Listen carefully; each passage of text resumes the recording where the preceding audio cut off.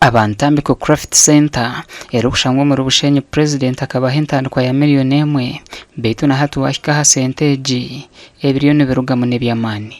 Witu Museveni sima Honorable Mary Karoro Root okutoretera Ntambiko Skilling Center niwenka Angela kijaha naye gokoroka na no kubazira munateji ndiyo ni inkorente teji mukujireba aha etwire ubutangwa siminti nabara mutayimbagiremo almost yona naho kugikora ne mare mutwara makumyana niziyamba umutagurira abacara banje babwatogo nimbe ijaha nanguto twinumanya kwitwaha asitukorere bintu ebi tunge sente twine bintu bingi turebere binje by'abantu aba barukora hari intambiko tunga hata bakazi ba Bushenyi twacurahura mukono twatsa kurindereza abashisha ngo baturetere shiringi igana aho kubantu baturikire bintu byitu tufunamwe sente umushija nawe yaza kureta school fees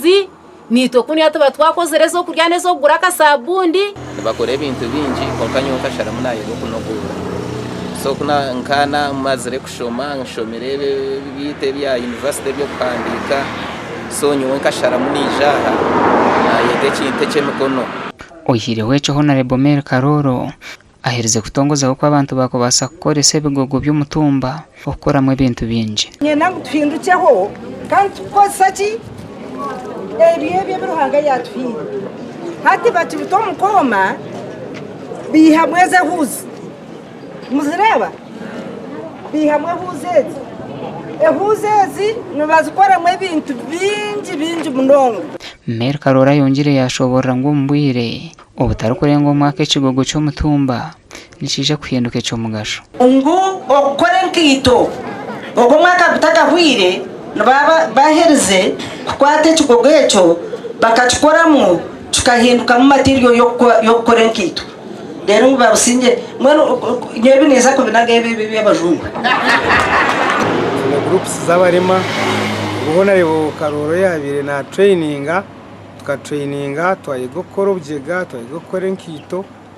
no muri ryecho ntumusima abo kubantu hamwe sente okwebye soko no kwabusha kandi nukwija kugumaho mpaka okwenangwa abantu bona babase kuganyirwamo gasha kwa Sheikh Abdulatif.